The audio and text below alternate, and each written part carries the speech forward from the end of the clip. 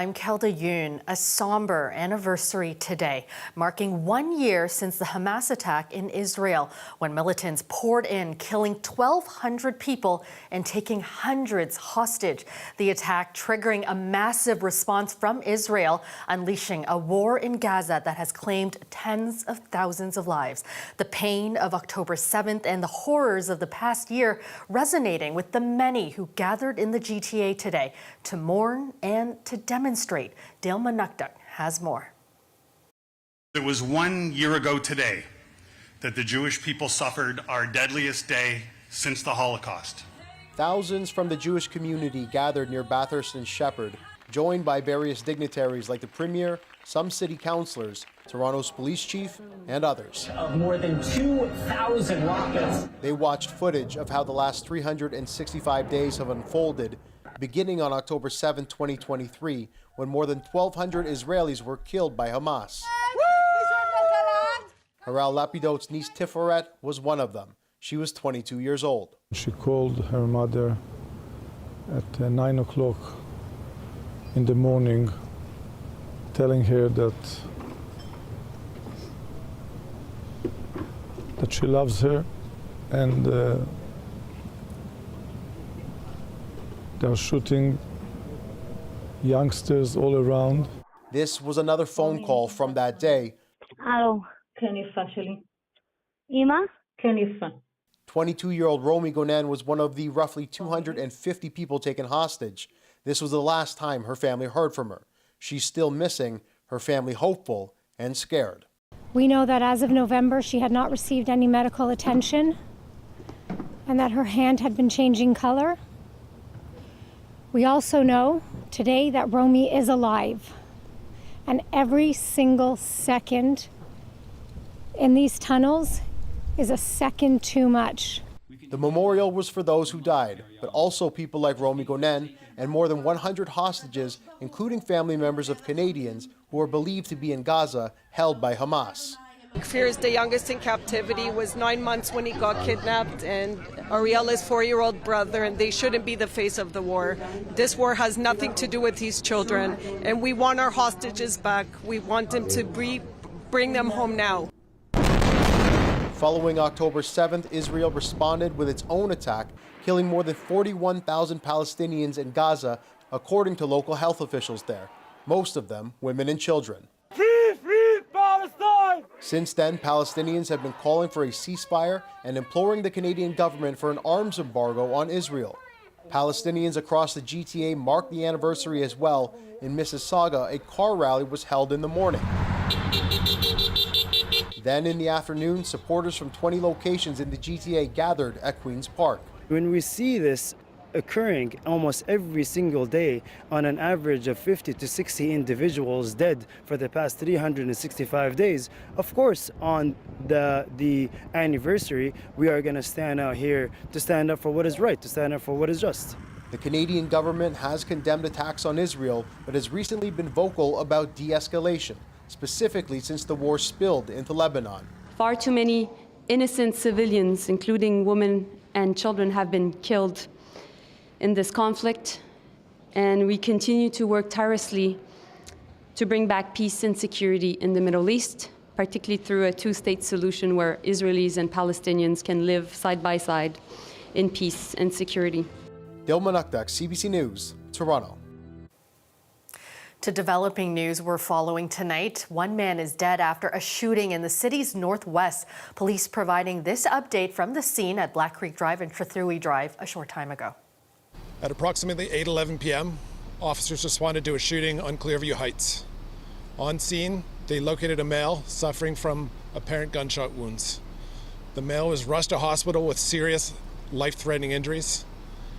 Unfortunately, on scene at the hospital, the male succumbed to his injuries and was pronounced deceased. The homicide unit is now investigating. Now, so far, no suspect information has been released.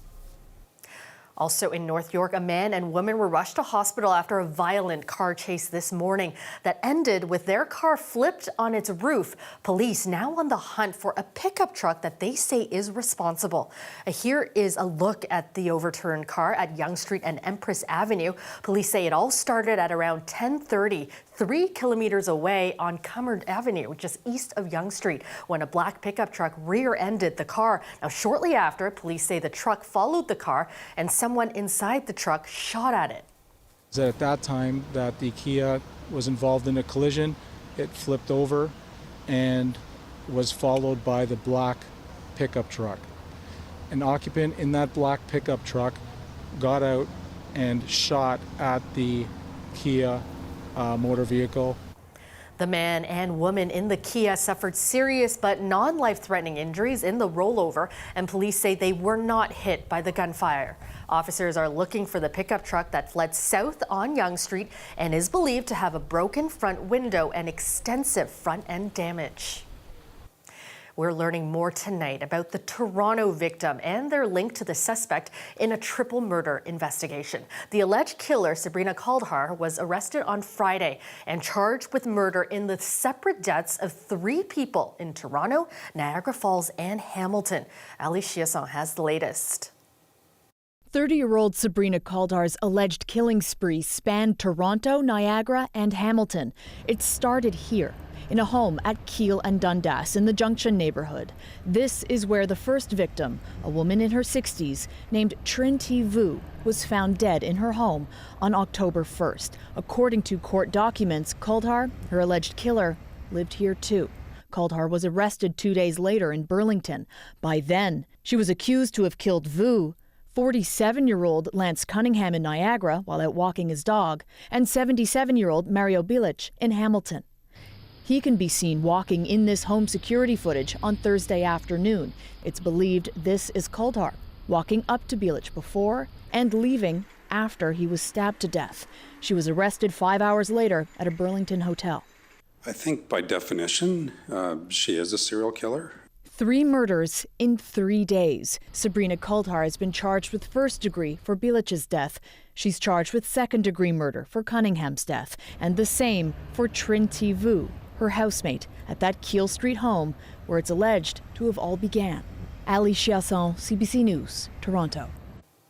An Airbnb host says he is out $40,000 after his high-end unit was raided and his guests jailed on gun and drug charges. He now wants the rental platform to cover the damage and lost income. Ryan Patrick Jones has this story.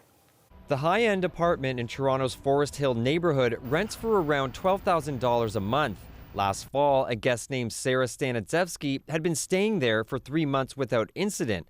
But 5 days before her checkout date, she was arrested, jailed for a week, and police searched the Airbnb as part of a major drug trafficking investigation based in Ottawa.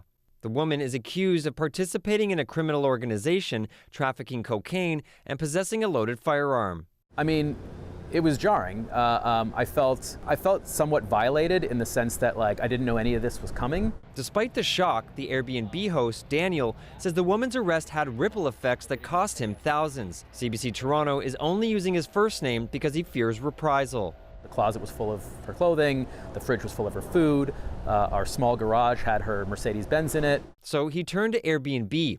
He says they told him not to touch the belongings or car and to wait for further instructions. The last thing I want to do is be accused of, stealing someone's Mercedes-Benz or whatever. So I really fell back on Airbnb to instruct me on what's the right thing to do. A month later, after dozens of phone calls and messages, Airbnb instructed him to turn them over to local authorities. But in the meantime, the company canceled a new lucrative 81-night booking for the apartment. Daniel says he's owed $28,000 in lost revenue from the canceled booking and another $11,000 in overstay fees and damages to the apartment from his arrested guest. This is top-to-bottom protection that protects you for stays booked through Airbnb. He says he should be covered by Airbnb's Air Cover policy, which provides up to $3 million in protection when a guest damages a host's home or belongings and includes income loss. But aside from reimbursing $1,500 to change the locks, Airbnb told Daniel it won't pay out anymore. It seems that Airbnb, when things go smooth, it's great. When things don't go so smooth, it's really bad. Like, they're just not there for you. Airbnb's terms of service make clear the platform can't be used for criminal activity. The company says in a statement, "We promptly removed this guest in January and are currently investigating the recent claims from the host." This paralegal says Airbnb should be liable for Daniel's financial losses and suggests he launch a small claims court case. If he was my client, I'd say, okay, how much have you been charging on a monthly basis? Because I think that you're owed that, and you're owed any damages and out-of-pocket expenses that you've had to incur while waiting for this. CBC Toronto reached out to a woman listed in court documents as Stanitsevsky's surety for comment, but the woman said she didn't know the accused. Stanitsevsky's lawyer didn't respond to emailed questions. Ryan Patrick Jones, CBC News, Toronto. Welcome back. The sexual assault trial of a sitting Toronto City Councillor began in Cottage Country today. Scarborough Councillor Michael Thompson has pleaded not guilty to the charges. Thompson was re-elected in 2022, shortly after the charges were first brought forward. Lane Harrison has more from the first day of his trial and a warning some might find the details disturbing. Councillor Michael Thompson is facing charges brought by two complainants at the judge-alone trial in Muskoka. At the Bracebridge Courthouse today, the prosecution laid out its case. The Crown prosecutor said the two women arrived at the cottage on Canada Day weekend in 2022. The judge will hear that on that weekend, Thompson massaged one of the women in a sexual manner, which she didn't consent to. The second complainant, the Crown alleges, became very drunk with the encouragement of the counsellor and eventually passed out. The prosecutor said, quote, "When she woke up, she awoke to Mr. Thompson standing over her in the middle of the night," end quote. The Crown attorney went on to say that the complainant's memory was spotty from the alcohol, but, quote, "What she does clearly remember is she repeatedly told Mr. Thompson no," end quote. The Crown alleges that despite this, the counsellor put his penis on her and ejaculated on her. Today, another young woman took the stand as a witness. The woman, who was 22 years old at the time, said that she was told the cottage weekend would be a networking opportunity for her. Thompson drove them both up north, but when they arrived, the pair were the only two people at the cottage. A woman who was older arrived later that day and left the next morning. On that first day, the witness said that Thompson told her twice that she could get naked if she wished, an invitation that she declined. The two complainants arrived the next day, and the witness said that they also seemed confused there weren't more people there. The witness said that she observed Thompson massaging one of the complainants on the dock. The witness met Thompson at an art gallery in Yorkville and says he expressed an interest in helping her career as a creative through programs that support emerging artists. She testified there was a clear power dynamic between them. On the way to the cottage, she said he made clear he was on speaking terms with the Premier and called Doug Ford to wish him Happy Canada Day. While at the cottage, she says he encouraged her to drink. During the cross-examination, Thompson's lawyer focused on what the witness knew before she arrived at the cottage. She also pressed her on her statements that Thompson encouraged her to drink, with the defense lawyer arguing that the witness chose to do so voluntarily. The trial continues throughout this week. Lane Harrison, CBC News, Toronto. The Ford government announcing today it is partnering with CAMH in Toronto to expand its early psychosis intervention program, making it available across the province. Clara Pasica has the details. There were times where I was like, I don't know if I could do this anymore. Like, I think I need to end it, because it was just like, imagine just waking up and all you hear is voices. Like, you don't sleep. You can't even shower because they're just talking. And so going through that for 9 months was an incredibly scary time. Augustina Ampofo was a 22-year-old university student when she experienced her first episode of psychosis. But she was able to get treatment through an early psychosis intervention program here at CAMH. A program more than a decade later, she now says she owes her life to.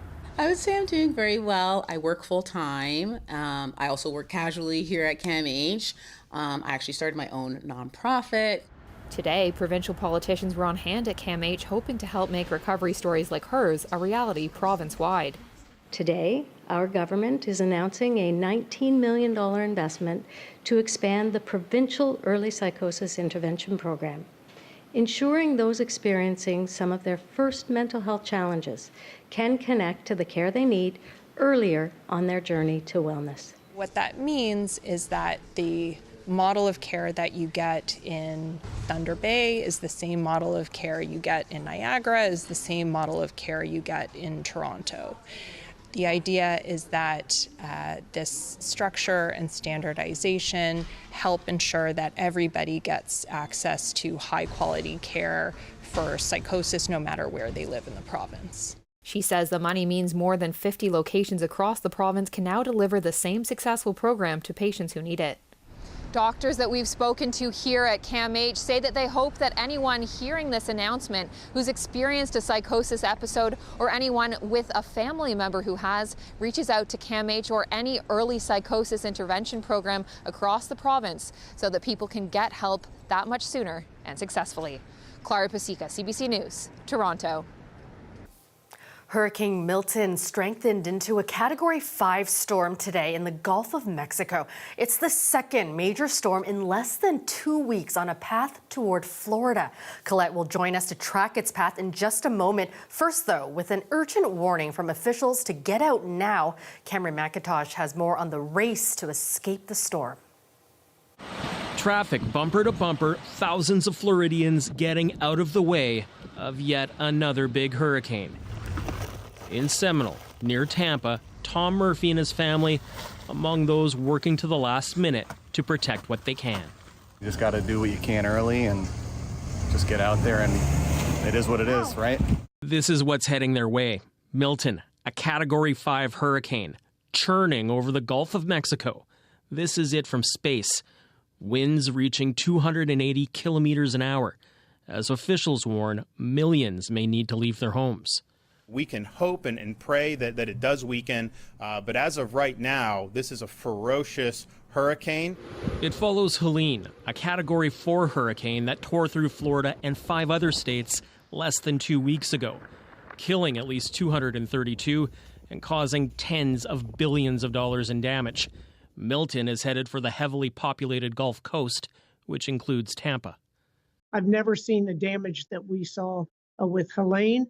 And Milton is on a whole other plateau. Helene's record rains saturated Florida, priming it for flooding. Perhaps a bigger worry, the debris Helene left behind, which could cause even more destruction if Milton whips it all up again. Securing the debris is a priority. Milton formed further west than most hurricanes. It's expected to weaken before it makes landfall.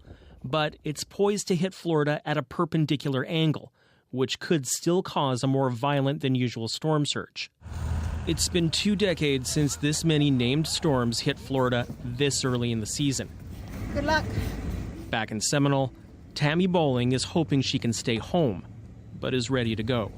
You're not going to be able to once the water starts getting up. Bracing for whatever comes. Cameron McIntosh, CBC News, Winnipeg.